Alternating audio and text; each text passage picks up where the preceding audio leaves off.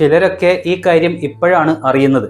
വേറെ പല തറകളിലും ആളുകൾ ഇരിക്കുന്നുണ്ടല്ലോ, അവിടെയും പോയി പലരും വെട്ടിത്തെളിയുന്നുണ്ടല്ലോ. അതൊരൊറ്റ വ്യക്തിയാണ് തമ്പുരാൻ വെട്ടിത്തെളിയിക്കാനുള്ള അധികാരം കൊടുത്തിരിക്കുന്നത് ഇദ്ദേഹത്തിന് മാത്രമാണ്. ഈ സ്ഥാനം ഏറ്റെടുക്കാനുണ്ടായ സാഹചര്യം, അതിന് അദ്ദേഹം പാലിച്ചിരുന്ന നിഷ്ഠകൾ, എല്ലാ ഭരണക്കാലത്തും അദ്ദേഹം പാലിക്കേണ്ട നിഷ്ഠകൾ എന്തൊക്കെ? അമ്മേശ്വരണം ദേവീശ്വരണം. അപ്പോൾ കൊടുങ്ങല്ലൂർ കാവില് കോമരങ്ങളെ വെട്ടിത്തെളിയിക്കാനുള്ള അധികാരം തമ്പുരാൻ ചാർത്തിക്കൊടുത്തിരിക്കുന്നത് അടിയാൾ തമ്പുരാനാണ് എന്ന് ഞാൻ ഒരു വീഡിയോയിൽ പറഞ്ഞിരുന്നു. അപ്പോൾ ചില കമന്റുകളും വന്നിട്ടുണ്ടായിരുന്നു. ചിലരൊക്കെ ഈ കാര്യം ഇപ്പോഴാണ് അറിയുന്നത്, വേറെ പല തറകളിലും ആളുകൾ ഇരിക്കുന്നുണ്ടല്ലോ, അവിടെയും പോയി പലരും വെട്ടിത്തെളിയുന്നുണ്ടല്ലോ എന്നൊക്കെ പറഞ്ഞായിരുന്നു കമന്റുകൾ. അപ്പോൾ അതിന് ഒരു സ്ഥിരീകരണം ഞാൻ ആദ്യം തരാം.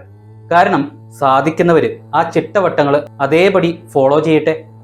അടിയാൾ തമ്പുരാൻ എന്നുള്ളത് പ്ലാപ്പള്ളി തറവാട്ടിലെ മുതിർന്ന വ്യക്തി, അതൊരൊറ്റ വ്യക്തിയാണ് തമ്പുരാൻ വെട്ടിത്തെളിയിക്കാനുള്ള അധികാരം കൊടുത്തിരിക്കുന്നത് ഇദ്ദേഹത്തിന് മാത്രമാണ് എന്നതാണ് സത്യം. അദ്ദേഹം ഉത്രട്ടാതി മുതൽ ഇരിക്കുന്നത് വടക്കേ നടയില് പടിഞ്ഞാറ് ഭാഗത്തുള്ള ആദ്യത്തെ ആൽത്തറ, അതായത് ദീപസ്തംഭത്തിനും വഴിപാട് കൗണ്ടറിനും സമീപത്തുള്ള ആ തറയിലാണ്. അദ്ദേഹം തന്നെ ചുമതലപ്പെടുത്തിയ 1-2 സഹായികളും ഉണ്ടായിരിക്കും കേട്ടോ. ഇനി ഇപ്പോഴത്തെ അടിയാൾ തമ്പുരാൻ എന്ന് പറയുന്നത് ശ്രീ ശങ്കരൻകുട്ടി പണിക്കരാണ്. അദ്ദേഹം ഈ സ്ഥാനം ഏറ്റെടുക്കാനുണ്ടായ സാഹചര്യം, അതിന് അദ്ദേഹം പാലിച്ചിരുന്ന നിഷ്ഠകൾ, എല്ലാ ഭരണക്കാലത്തും അദ്ദേഹം പാലിക്കേണ്ട നിഷ്ഠകൾ എന്നൊക്കെ നിങ്ങളെ അറിയിക്കുന്നതിനുള്ളതാണ് ഇന്നത്തെ ഈ വീഡിയോ. അത് അദ്ദേഹം തന്നെ നിങ്ങളോട് പറയും. എന്നുള്ള ആദ്യത്തെ കോമരമായിരുന്നത് ഒരു ഗോപാല പണിക്കരായിരുന്നു. അദ്ദേഹമാണ് ഏറ്റവും കുറവ് കാലം അവിടെ ഇത് നടത്തിയിട്ടുള്ളത്. പിന്നീട് വന്നത് പരമേശ്വര പണിക്കർ.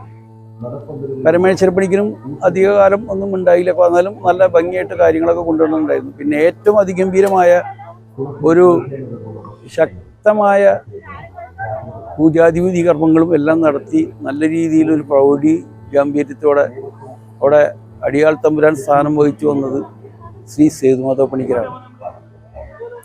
അദ്ദേഹം 2011 മരണപ്പെട്ടതിൻ്റെ അടിസ്ഥാനത്തിൽ ആ കുടുംബത്തെ പിന്നെ ആ തായ് വഴിയിൽ അനന്തരാവകാശിയായി പിന്നെ ഏക വ്യക്തി ശ്രീ രാജൻ പണിക്കരായിരുന്നു.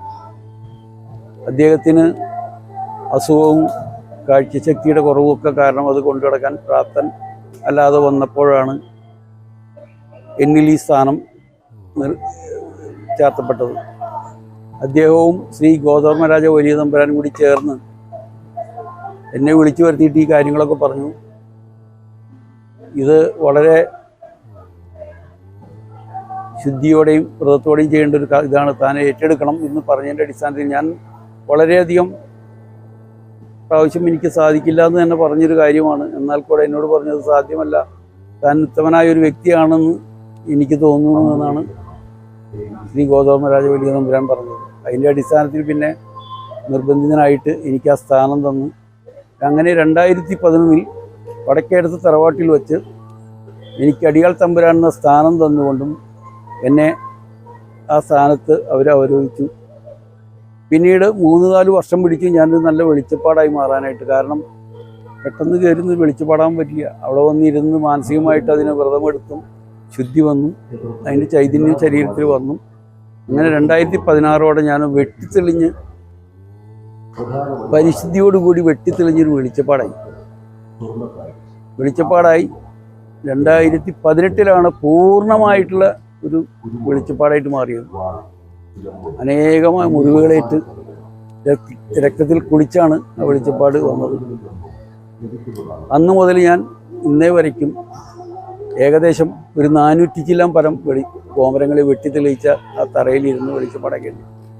അപ്പോൾ ഞങ്ങൾ ഉത്രട്ടാതി എഴുതി, കോഴിക്കല് മൂടി ഉത്രട്ടാതി എഴുതി ആ പ്ലാപ്പള്ളി തറവാടിയിൽ നിന്ന് വാളുമായിട്ട് നമ്മളുടെ കോഴിക്കല്ലിന് പടിഞ്ഞാറ് വശത്തുള്ള ആൽത്തറ നമ്പർ 14 നമ്പർ ആൽത്തറയിൽ ഉപവിഷ്ടനാവുകയും രാവിലെ 10 മണി മുതൽ അവിടെ ഉപവിഷ്ടനായാൽ പിന്നെ അവിടുന്ന് ഇറങ്ങാൻ പാടില്ല എന്നാണ് ചടങ്ങ്. പിന്നെ അവിടെ വരുന്ന ഭക്തർക്കെല്ലാം ആശീർവാദം കൊടുക്കുകയും അവരുടെ സങ്കടങ്ങൾ കേൾക്കുകയും അവർക്ക് അനുഗ്രഹങ്ങൾ കൊടുക്കുകയും ആണ് ചെയ്തിരുന്നത്.